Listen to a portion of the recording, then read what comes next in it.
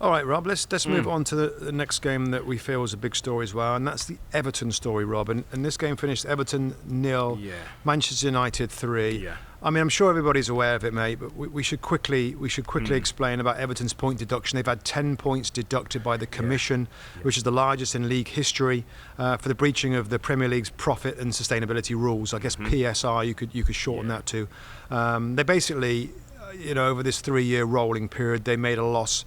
I think it was £19.5 million, which is like $25 million. So they definitely broke the rules, but the 10 points deduction, I think, has shocked everybody, and it shocked us, and I think most people believe, wow, that's a lot of points for not a huge number over what's kind of allowed as a loss over 3 years, which is a big amount of money, £105 million. Do you want to let's quickly double down on what we think of that? Yeah.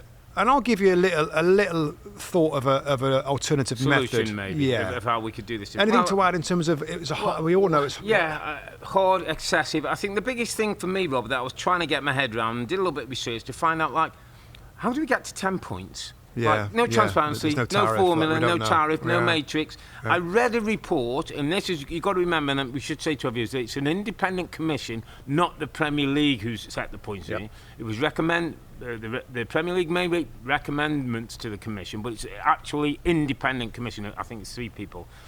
I read somewhere, and again, whether it's truthful or how accurate it was, that any breach that's found proven is an automatic 6-point penalty, and then you're docked 1 point per £5 million you're over the limit. So let's just say, in rough terms, Everton were 20 million over the limit. So they get the 6-point breach, and then they get 4 extra points because 4 5s are 20. So that's how they come to the number 10. And that's a report you read. I read that in somewhere like the Guardian or the Telegraph or the Times this week.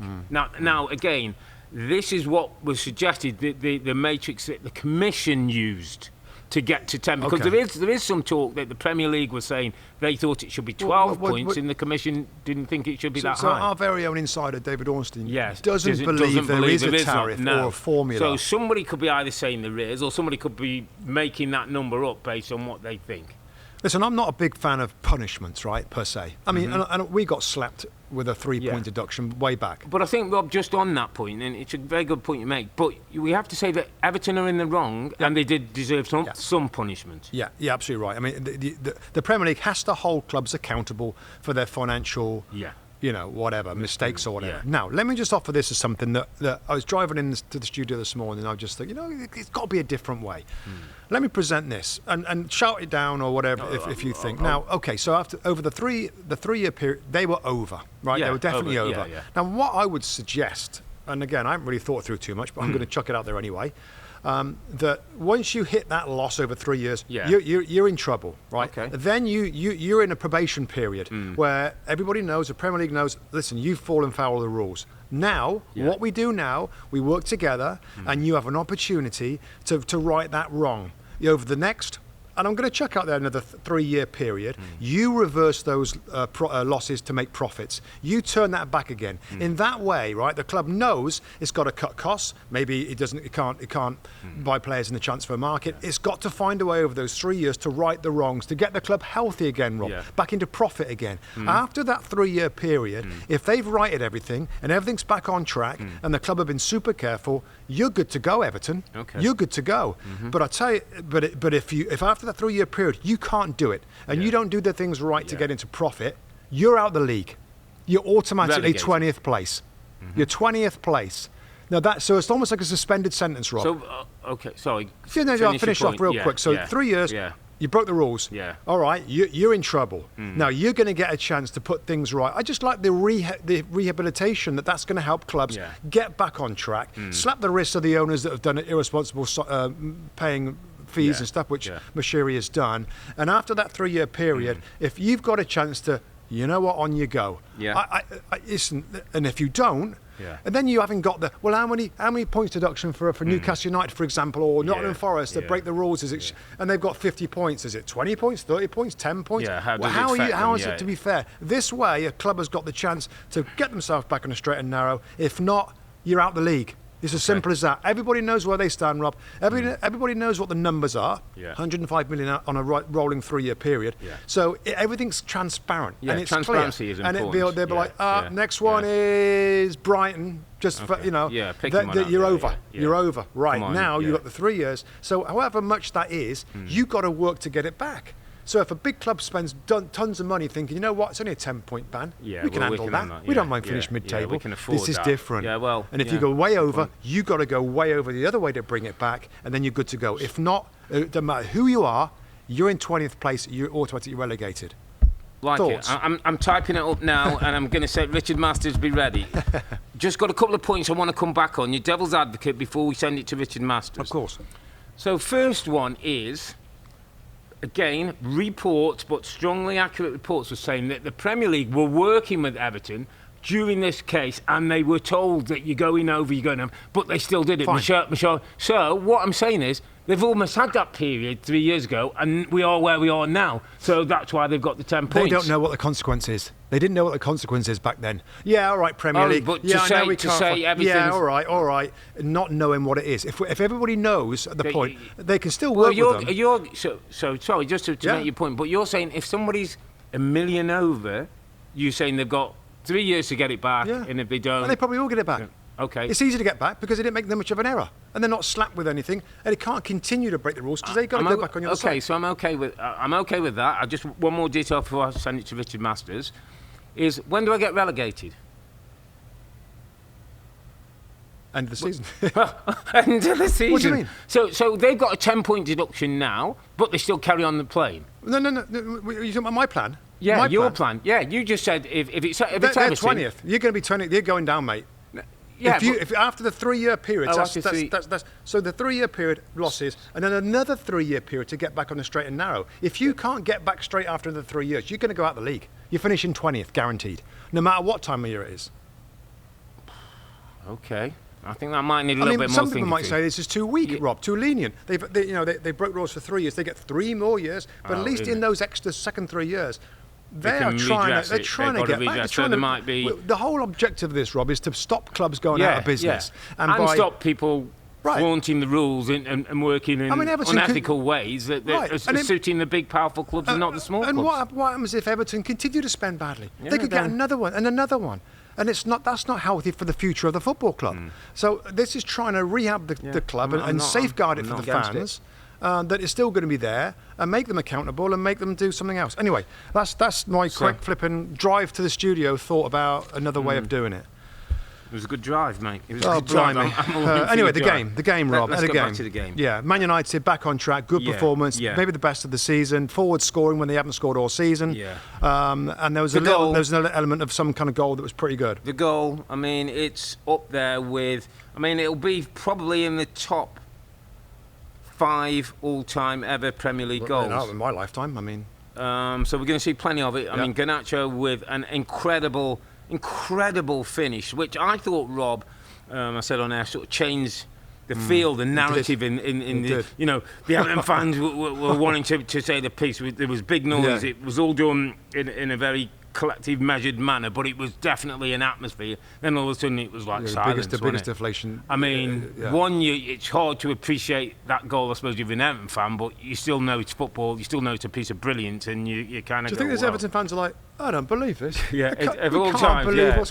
How's our luck? A goal like that. Garnacho's first Premier League goal of the season. I know. And to be fair, Everton found a way after that. They took a breath. I thought they played and they well had a good for 20 period minutes. in the last kind of 20 minutes of the first half, and they had a couple of opportunities, not brilliant opportunities, but opportunities to score, which they didn't do. Then the second half starts, and they get what they think is a free kick to them for diving, and VAR overturns it for a penalty against Ashley Young on Martial. That I think we both agree is probably the right call, just for me, in terms of a clear and obvious error. Not a lot, but just the right call. And then from that point on, United get a goal through Martial, who needed the goal. Rashford took the penalty that I thought was important. That gets him kick-started. Fernandes decided saying that he was fun. And that's a good win for Ten Hag. It's 3 goals, Rob. It's forward scoring goals.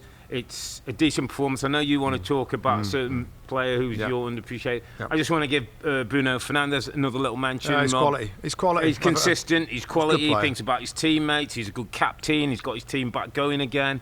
My other last thought on United was, can this be a start of a bit of a building block now? I mean, they've won some games recently, 1-0, 2-1, whatever, not played particularly well. Thought that was a better performance.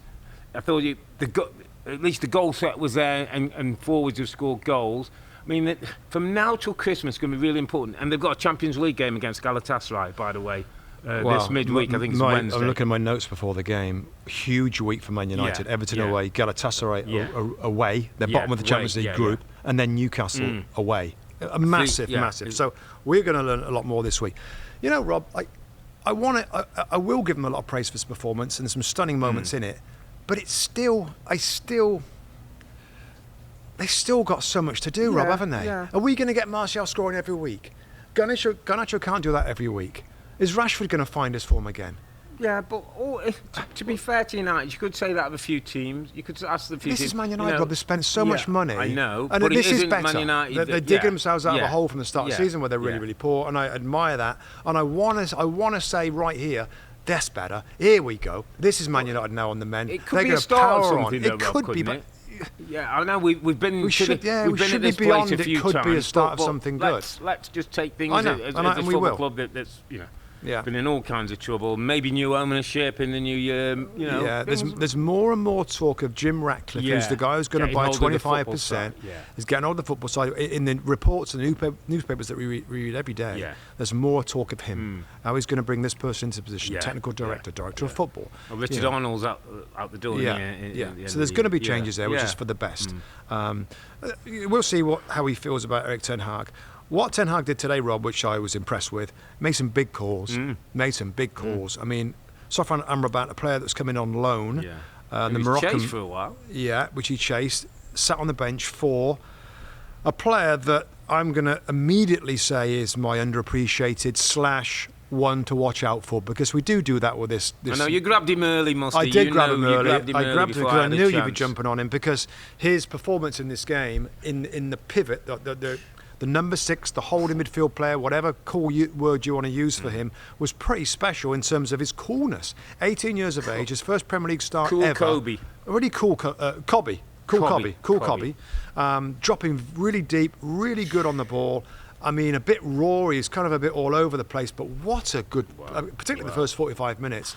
So there's a player that everybody, whether United fan or not, this guy, Mainu, 18 years of age. 18 years of age. Kobbie Mainoo from Stockport in Manchester. Was pretty special performance, and when I see that and I see the incredible goal from Garnacho, I then start. There's a little, I get a little excited, because for Man United, for me, Rob, and we played against an incredible, young, talented Manchester United team that went on to do amazing things. I feel this football club's DNA is about young players and young teams and young stars and young talent. And maybe not getting category A top, but but just have young players that are hungry. Hoyland, how hungry are those two? Hoyland could be going with them, couldn't he? If Rashford kicks into gear. So I like those two. For me, would be my memories of this game as those two and what they can potentially do for the club in the future. I had one sort of picture comes back to me of Mainoo today in an environment where he's a 6 at Everton in a really highly inflamed atmosphere, charged game. Everton with a cause, Manchester United needing a result in a performance. He did something, Rob. It was in the second half where he dropped into between the two centre-backs and Harry Maguire went on a run. And the ball got worked back to him one time, and he took a touch. He stood on the ball, and he almost went to Everton. Come and get it. He waited, Rob. It's almost like, something you do when you're 27, 28, 29, when you're confident, you're in front of big fans, and he waited, he looked around, he saw it, the pass wasn't on, he baited Calvert-Lewin in, he played a little give and go and clipped a ball down the side. And that, regardless of ability, that mentality at 18 years of age is incredible. Yeah, I enjoyed that. I enjoyed that about him. Maybe Martial took his goal really well from a beautiful ball from Bruno Fernandes. Maybe he'll go on a bit of a run. We said this before, and this is why something in me still holds back in really getting excited. But I was excited about those two performers today. Certainly want to just quickly on Everton, Rob, in terms of, I think they're going to be okay to catch and overcome Luton in the Premier League and be okay. But they are 5 points from Luton from safety, and you don't want a couple of injuries or a bad, a patch of form where you really are starting to panic a little bit. I know it's going to appeal. They'll try and get the points back. Yeah. I've lived that. Expected and hoped the points to come back. They were not. It was a huge hammer blow at the time. Sense they might get a couple back or something. They might, but they've got to assume that they won't get anything back. Yeah. Away at Forest next, Everton. Away at Forest. My sort of concerns are that we're sort of saying, they'll catch Luton. We're a bit in that Luton. Listen, Luton could go on a little run, by the way. Yeah, they're unique. They're playing a different way. Yeah, and there's a little bit of confidence coming into the group now, and they're finding a few results. I never liked, and I'm sure Sean Dyche, that it's only 10 points. It's a season to have 10 points because you work your way out. I never like that. No, I wouldn't like that either. No. It's 10 points they've worked particularly hard to get that they've been taken away. And the other thing that you said today, where you felt they kind of lost a little bit of their drive and thing, and I kind of get that, because I was thinking, Rob, it was a day when, if I'm in Everton in that dressing room, I'm thinking, right, come on today, we'll beat United, we'll show the Premier League. It never kind of got going. I don't like that stuff. I don't like that stuff. And I think it deflated them. What I would say is, and where I think Sean Dyche has to be a little bit careful, is that anybody doesn't start feeling sorry for themselves.